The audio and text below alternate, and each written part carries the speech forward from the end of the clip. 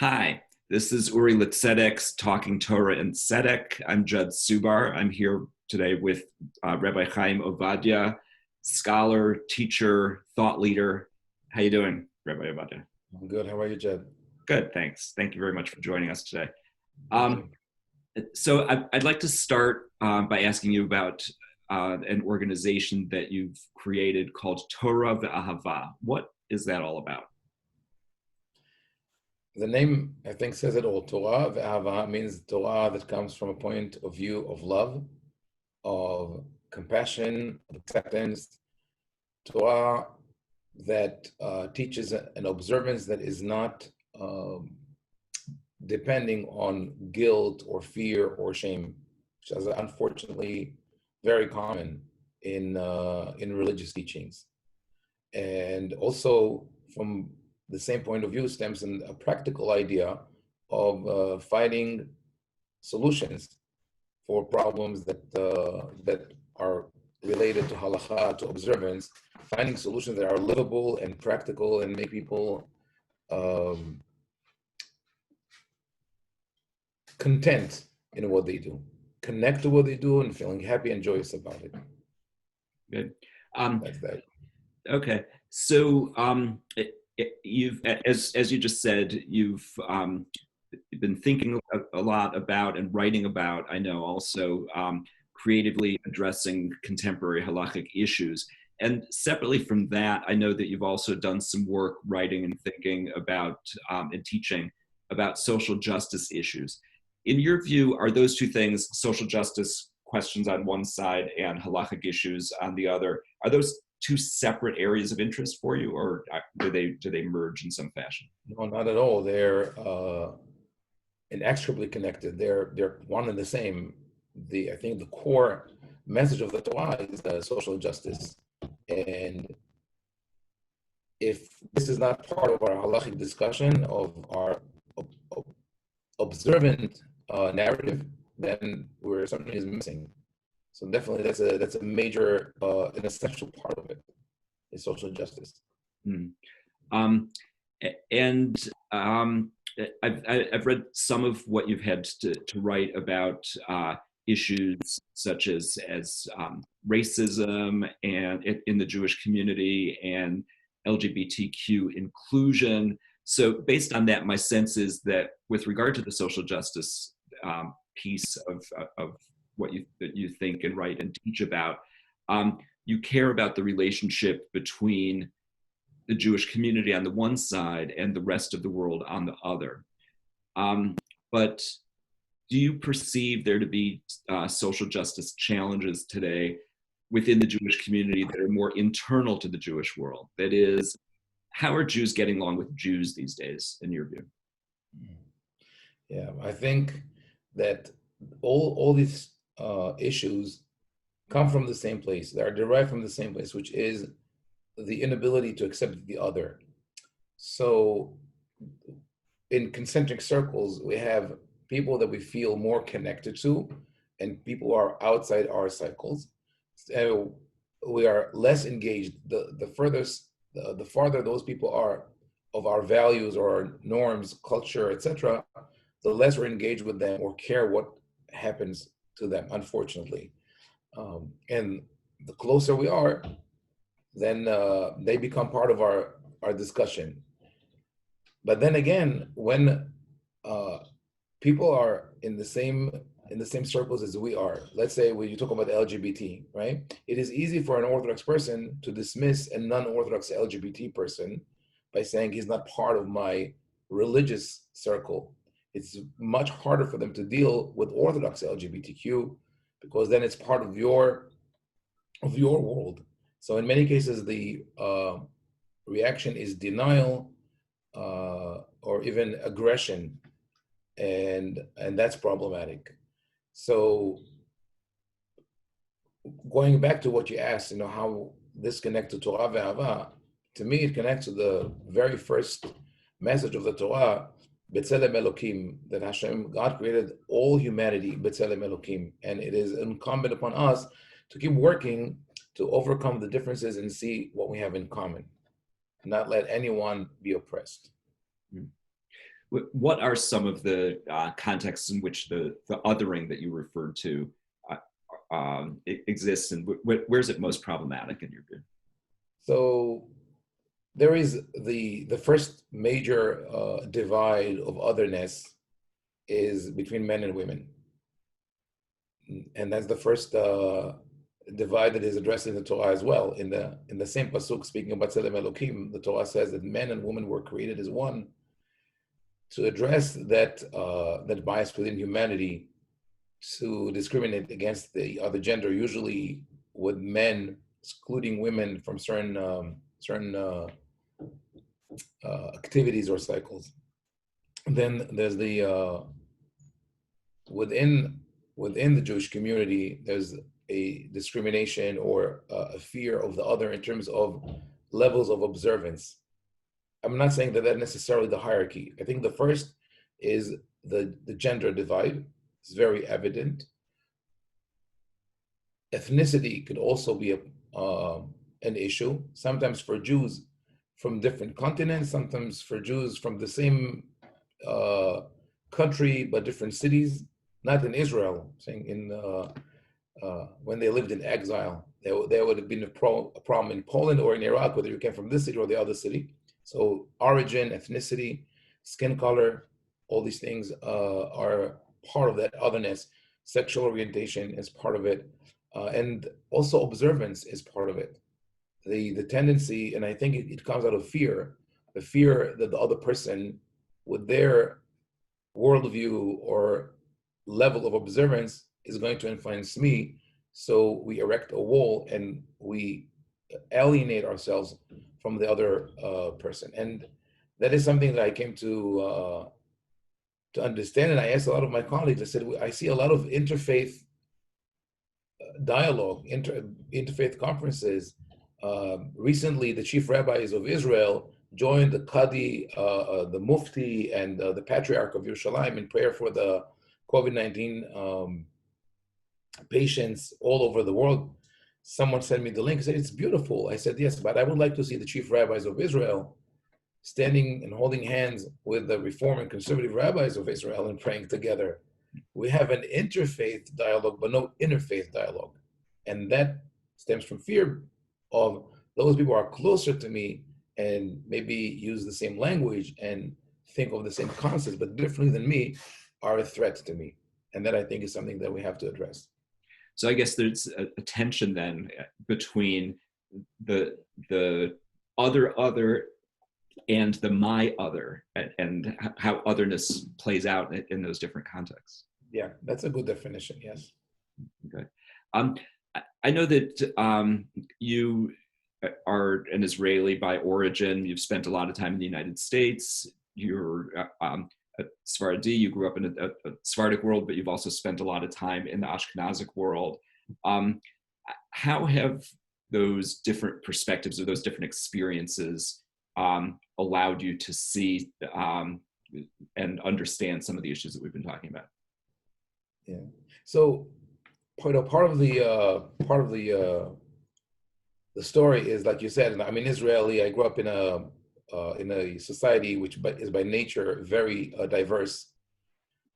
Growing up in Yerushalayim in the 1960s, 70s, we had Hasidic Jews, Gerers, Belzers, Yerushalmi, Hasidim, Satmar, people who are considered non-religious or traditional, everybody together, and people from all over the world. And then later on, I worked also in South America, in Colombia. I was a rabbi there. Got to know the Latin culture.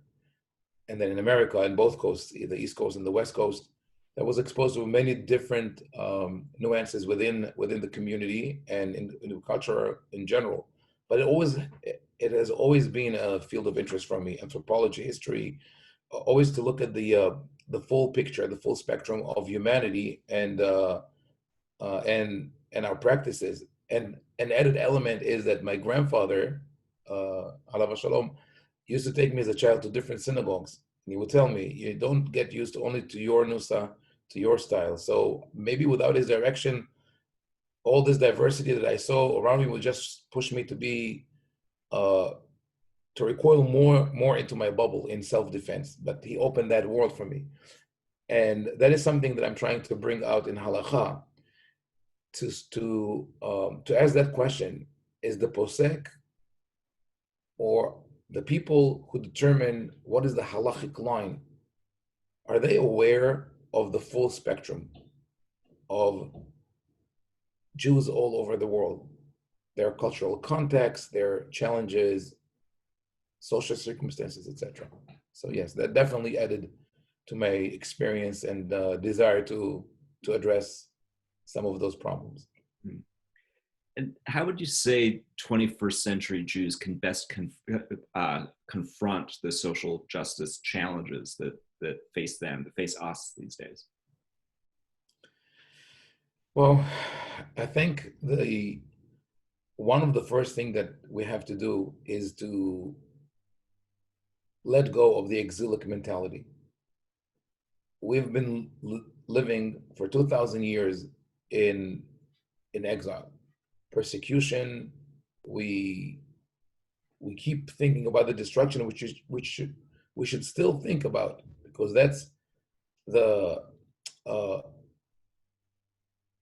force that drives us towards change and redemption. That's important, but we sort of locked ourselves into that mindset of we are in exile, we are persecuted, we are always hunted, and therefore we should defend ourselves and defend those who are ours. And we always look inside and we don't look outside. We should look around us and realize that maybe more than ever, this crisis that we are still in has shown us that we are part of one species, global species. And if humans don't work together, they're going to perish. So we have to step out of that mindset of we are alone. Rather, we should think we are together, we're in it together with the whole world. What affects me affects everyone else, and vice versa.